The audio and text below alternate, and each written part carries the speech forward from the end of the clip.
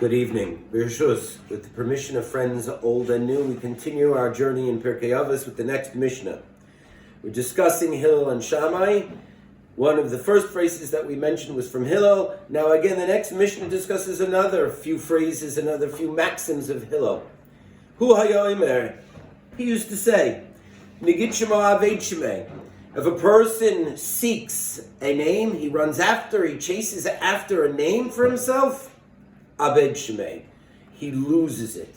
He will not see the fruition of his fame come to happen. Vodalā mosif Yosef, and if a person does not advance, he does not increase, Yosef, he decreases. Vodalā yolef ketoleh chayev, and if a person does not study, and some people say teach, ketoleh chayev, is chayev misa. He incurs the penalty of death. And if he uses the crown of Torah for himself, he will perish.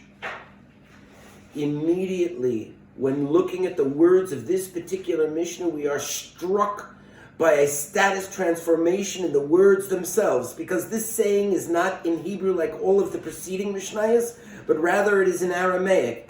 The question is, why is this Mishnah different from all other Mishnahs? So Rabbi Baruch Epstein, the author of the Torah T'mimah, in his commentary in Avos called Baruch She'amar, he suggests that this particular dictum of Hillel was directed at the masses, whose spoken language at that period of time, their lingua franca, was really Aramaic. Hillel, of renowned piety and extreme humility, therefore chose to speak to the everyman, not in the language of scholars or reserved for those cloistered in the towers of the Beis Medrash, but in the language of the common man. And for this reason, this dictum is addressed to the people and not to those who are studying Hebrew. Rabbi Yaakov Kamenetsky and Emes Liakov suggest something different, and I'd like to posit, as my father does, Rabbi Yaakov Simcha Cohen Zatzal, that when he's discussing Achodesh Hazelochem, he states on that particular pasuk in Shmos that Aramaic, like the months of the year, which are all in a different language, and the lingua franca, as I just mentioned, the common language of the man during the era of the Second Temple, during the times of the Second Beis HaMikdash, was Aramaic. And the Chachamim permitted Aramaic to be common and spoken. Why? Because they wanted to emphasize that even though the Beis HaMikdash is Kayim, that it exists and it is standing within our midst, nevertheless, this particular Beis HaMikdash is not the be-all, end-all to the Jewish future. Rather, that there will be a Geula in the future, a final redemption, and this is only a transitory period. And in a transitory period, we utilize the language of exile. And the language of exile was Aramaic at that period of time. Nigid shema aved shemei. One who chases after, one who seeks a name, he loses it. The Gemara in Eruvin tells us the following: anybody who runs after godless renown, renown and fame run away from him. And similarly, we find in the Gemara in Soita the following: anybody who places their eyes, who sets their eyes upon something that is not belonging to them, and that which they request, we don't give him. And that which is already in that person's hand, noitlin heimano, we remove from their hand. Thus we see as a reference that which occurred in the Garden of Eden by the original snake. Bekayin, with Kayin, ubekorach, and with Korach, and so on and so forth, and with Haman as well. Shenosnu einehem b'ma she'enu roi lahem. They set their eyes on that which did not belong to them. Ma shebikshu lo nisan. What they requested was never given to them. Uma shebiyodlam, notlu mehem. And that which already was in their midst was taken for them. As the Navi says, our fathers ate of the unripened fruit, and their teeth were set on edge. When you take something that doesn't belong to you or is not worthy of you, your teeth will be set on edge. Notice the language of the Haggadah when it says to the Rasha, Hakei Eshinav, break their teeth.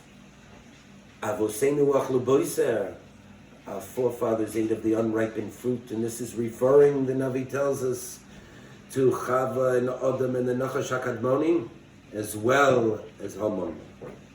The Rasha, break their teeth.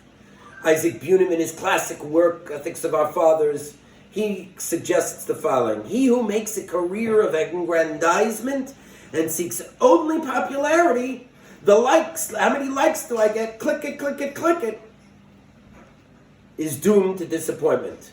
The headline hunter is chasing a ghost. The masses are notoriously fickle, and today's headline is in tomorrow's wastebasket. The Bino Le'itim, a 16th and 17th century poet and Talmudist of Italy, his name was Azaria Picchio.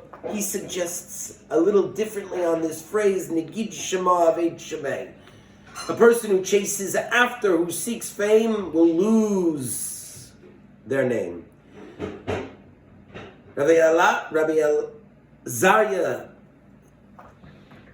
of Picchio in Italy, he states the following: Negid doesn't mean chase, to run after, or to even hasten. Nor is it an Aramaic word altogether. He says that Hillel is really using a Hebrew word. And that Hebrew word means to chatter. And thus, according to Rabbi Azaria Picchio, he who is constantly chattering about his own greatness, how good Ani Kahana Rabbah, I'm a great priest. The rest of the world doesn't quite share his opinion and boasts. Suggests that Rabbi Yisrael Meir Lau, the former chief rabbi of Israel, only after Avraham fulfilled the mission that God gave him, Lech lecha me'atzacha me'oladetecha mibeis avicha, go forth from your land and from your father's home and the land that you know, only then, after he completed the mission of God, va'agadla shemecha, only then did God make his name renowned and great. Negid Shema ve'aved Shemei. He who hastens after renown and fame, in the end, it will be lost to him. So the Medrash Shmuel suggests something that I like. If you want your name to be great, then in the epigram of Hillel, Negid Shema, you want your name to be great, you want it to be a Nagid, then Abed Shemei. Then you first have to lose yourself. You first have to lose your name. You first must submit and to succumb to piety and humility. Hillel continues, ודלא מוסיף, and he who does not increase, Yosef, he decreases. ודלא יולף כתלה chayiv, and he who does not learn or does not teach, he's chayiv misa. Rabbeinu Yonah suggests, I've learned enough in my life. I've learned all the depths of Torah. I've seen its ways and its inner chambers. I've seen the Holy of Holies in my studies. What need do I have to learn even more? To this, Rabbeinu Yonah says, to that individual who suggests any inkling of such a notion, Kitala chayiv, he's chayiv misa. But why would a person be chayiv misa for simply stating such? Because this is our life, blood, and our essence, Torah.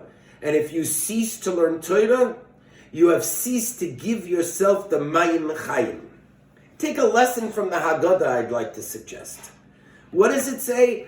V'afilu kulanu chachomim. And even though we are complete wise men, kulanu nevoinim, and we understand something in depth from one thing from another, v'kulanu zekenim, and I have all the wealth of the experience of the world, v'kulanu yoidim es haTorah, and we know the entire Torah. All of the Torah's secrets have been revealed to me. Mitzvah aleina l'saper b'yetzias Mitzrayim. It is still incumbent upon those who know it all to still learn, to stay up the whole night and talk in learning about the Sipur of Yetzias Mitzrayim. Comes along the Haggadah immediately after telling us, if you know the whole Torah, and tells us, Ma'aseh Rabbi Eliezer, Rabbi Yeshua, Rabbi Elazar ben Azariah, Rabbi Akiva, Rabbi Tarfon.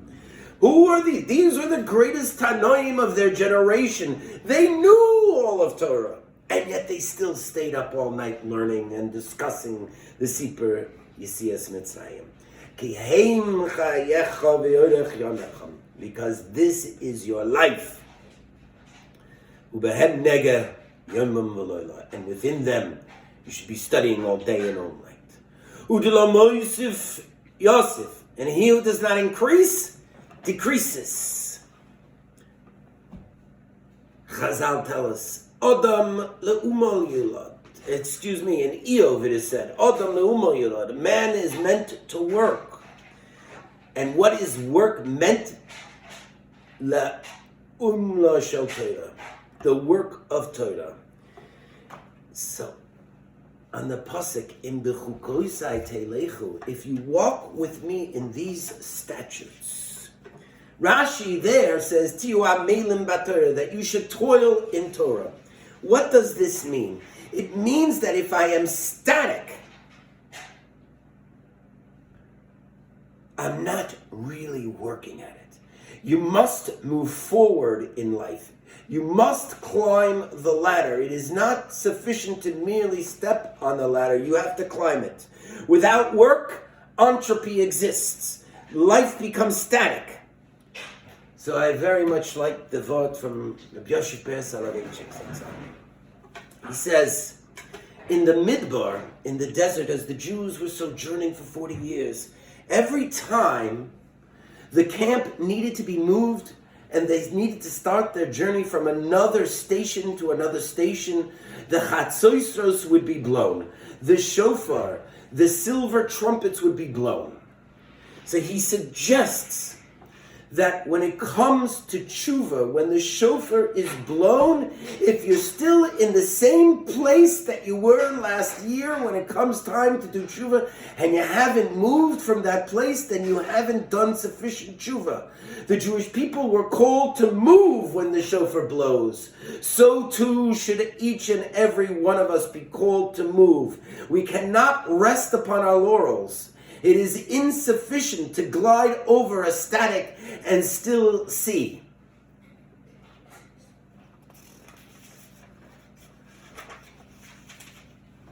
So Hillel says, Wadaleh Mosif Yosef. He who does not increase, decreases. I'd like to suggest and posit the following play on words. Wadaleh Mosif, and a person who does not increase, Yosef, he decreases. Yosef could be, perhaps, maybe, a play on words and a reference to Yosef HaTzadik. Yosef HaTzadik. You see, after being separated from his father Yaakov Avinu for 22 years, him becoming the viceroy of Egypt, and his reunion with Yaakov is imminent, he sends to Yaakov Avinu agalos, wagons. Rashi there suggests that when Vayaris or Agolos Asher Sholach Yosef in Parshas Vayigash, when Yaakov and the brothers saw the wagons that Yosef sent to Yaakov Avinu, Rashi states that he was discussing and a hint and a siman and a symbol of the last parsha, the last inyan the last subject of Torah that he had been learning with his father, Yaakov Avinu. So when Yaakov Avinu saw the agalas, according to Rashi, the wagons that Yosef sent for their eventual and imminent reunion, he knew that Yosef was still a ben Torah, because he remembered the parsha that he had last learned with his father Yaakov Avinu before their separation 22 years beforehand. But when they finally meet, what happens? When Yaakov and Yosef meet, the Torah tells us, Vayiplu al Tzavorov, and he fell on his neck, Vayef, and he cried. Rashi there says, not Yaakov Avinu didn't cry, only Yosef cried. And Yaakov Avinu was standing and talking and reciting Shema Yisrael, Hashem Elokeinu, Hashem Echad. The Ramban demurs.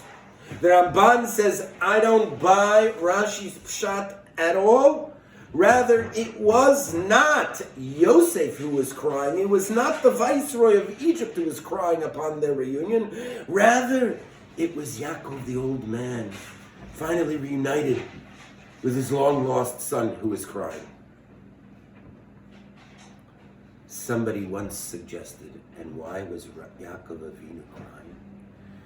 Because when he received the message of the agolos, of the wagons that Yosef sent, this was an indication that Yosef had never moved in his learning.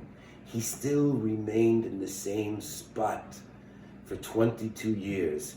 He had never increased his learning one iota. Wadlא Mosif, he who does not increase, Yosef, he decreases. And Hillel continues, Udiyashtamash b'saga chalof, and he who uses for his own aggrandizement the crown of Torah, chalof, will be cut off. Torah is not meant to be used as a crown, as we will learn in a later Mishnah. Rather, it is to teach Torah to Klal Yisrael and to be humble.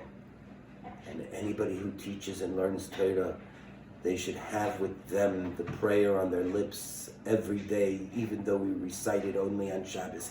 Kol mi she'oskim b'tzarchei tzibur be'emunah, anybody who works and toils in the work of HaKadosh Baruch Hu with faith, HaKadosh Baruch Hu yishalem secharam, God will reward you in the end.